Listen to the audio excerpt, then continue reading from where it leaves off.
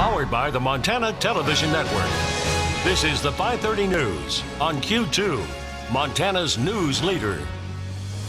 Good evening and thanks for joining us. I'm Russ Riesinger. And I'm Jeanelle Slade. Flames tear through a Lockwood recycling plant today, causing more than $1 million in damage.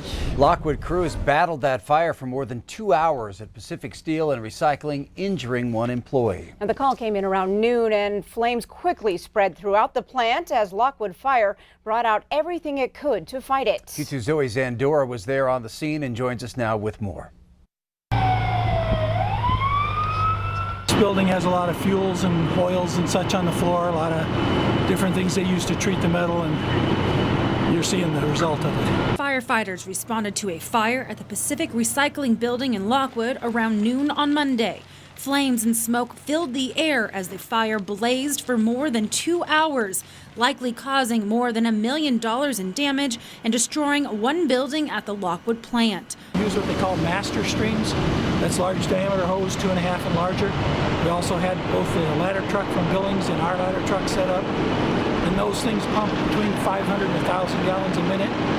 Those tenders only hold 3,000 gallons apiece, so that was another big challenge. The Lockwood Fire Chief John Staley says firefighters received the call around noon. Laurel, Shepherd, Lockwood, Billings, and even Billings Airport firefighters all responded to help battle the blaze. And the blaze was a challenge to battle because of water access, Staley says. He added that they had to shuttle water in to get enough to control the blaze. Closest hydrant, as you can see, we're using the shuttle. And if it not for the help from Shepherd and Laurel and Billings and even the airport, we would have no water. Staley says the fire was likely caused by heated metal materials that were being transported on a conveyor belt from one building to another, the fire growing quickly. It was burning before it left the other building, and the conveyor transferred it to this building, and that's what caused it to catch fire. One male employee was injured but declined transport. 6 tender engines responded to the fire, the most, Staley said, he has ever seen at one fire in his 4-decade career. Probably not going to save much. It had a really good start before we got here, and lack of water is kind of a tough thing for us to overcome. In Lockwood, Zoe Zandora, MTN News. And we're told the flames were finally put out within the past hour. Well, the city of Billings will kick off the new year already $2 million in debt. That's how far short the city's public safety and general funds currently stand entering 2020. So tonight, council members are meeting with city department heads to hammer out details of a possible public safety mill levy. Depending on the size of the levy, the owner of a $200,000 home could pay between $14.50 and $29 more in their property tax each year. Now, these are just the initial numbers that council members have been discussing over the past few weeks. Now, indications are that the council is trying to get something on the ballot to Billings voters sometime in 2020. We'll tell you what council members came up with tonight at 10. Well, thieves have rendered a Livingston fire crew incapable of fighting flames. On the way back from assisting those California wildfires, more than $1,000 worth of essential equipment was stolen from the team's truck in Idaho Falls. MTN's Cody Boyer has more on what happened.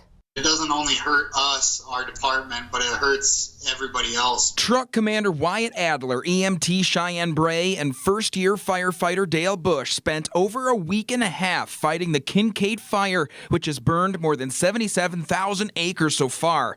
I caught up with them on their return trip home hours after thieves struck. If we would have gotten to California and this stuff was missing down there, there's no way we would have been allowed on the fire. Adler says over $1,500 worth of critical gear was stripped away from their truck, including personal protection equipment, fire bags for shelters, and more. We've actually had to take ourselves off of the active resource board for national emergencies because now we're not equipped to keep ourselves safe. Idaho Falls police arrested a man parked nearby for drug-related charges, but as of now, it is not known if he is connected. The crew says it's like losing a life-saving arm. It feels like your whole world gets taken away. You know, your equipment to save lives, to do your job, is gone. My pack had all of my medical equipment in it. I mean, on our way home today, if we come across a car accident, I mean, I've got my skills in my head, but I don't have a lot to help anybody anymore. So while Idaho Falls police investigate, Wyatt hopes eyes stay open. I hope whoever took it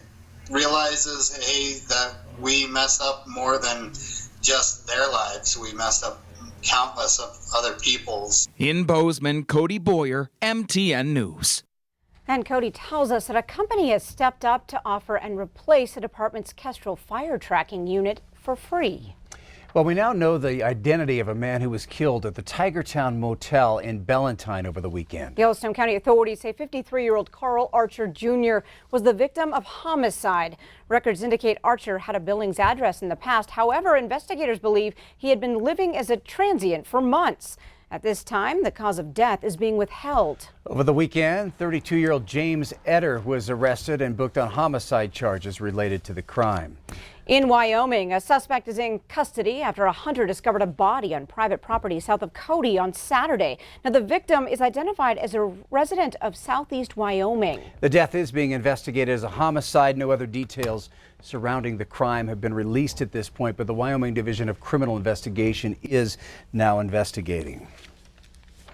And over the past weekend, 2 hunters discovered possible human remains at a remote area near West Rosebud Lake. That's in the Absaroka Beartooth Wilderness. The hunters found several items of clothing, bones, and a shotgun on Saturday, not near any established trail. Now, the Stillwater County Sheriff says the condition of the bones and other items indicate they've been there for several years.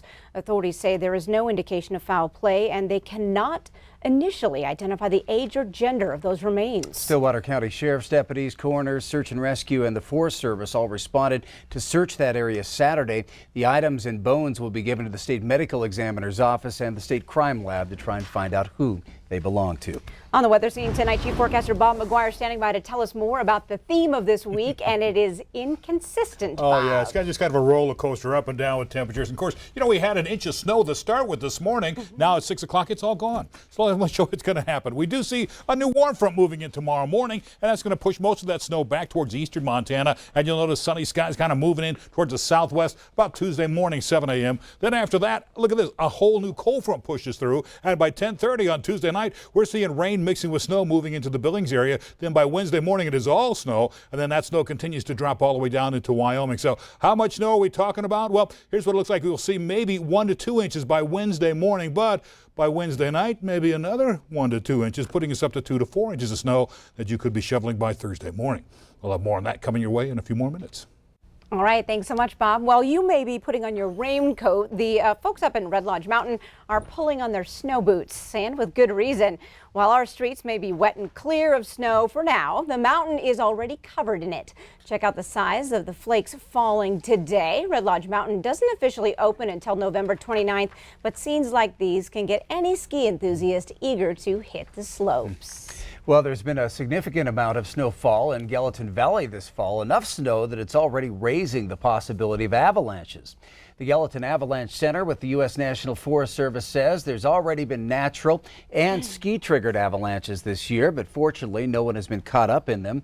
They say people planning adventures in the backcountry should be prepared with proper equipment and education. A series of avalanche awareness courses are held in the area to help people be more prepared. Important that folks take these classes so that if they are venturing into the backcountry, they can identify if they're entering into avalanche terrain and do so consciously, and then be prepared to assess the snowpack and carry the proper rescue gear. The avalanche awareness courses are free and open to anyone interested in learning about how to be safe in the backcountry. Well, it looks like Cher is trying to turn back time and expand her latest farewell tour. Yeah, now her latest tour is coming through Billings. The performer will be at the First Interstate Arena on April 26th of 2020. It's part of her Here We Go Again tour. The tickets go on sale on Friday at metropark.com or at the Metropark box office. She'll perform with Nile Rodgers and Chic. And there is more news from across our state on tonight's MTN 9 o'clock news. Students in Bozeman having their opinions heard when it comes to the new Montana State University gyms. Join me for that and more tonight at 9 on the CW. But first, on tonight's 5:30 news, a well-known patrol car in western Montana, northwestern Montana, is now really out of commission. Find out what happened after the break. And then later in sports, we're going to show you the play of the year on the high school football field, a moment that didn't leave a dry eye in the stadium Friday. You're watching MTN News with Jeanelle Slade and Russ Riesinger. Storm Tracker weather with Bob McGuire. And sports with Scott Green. This is the 530 News on Q2, Montana.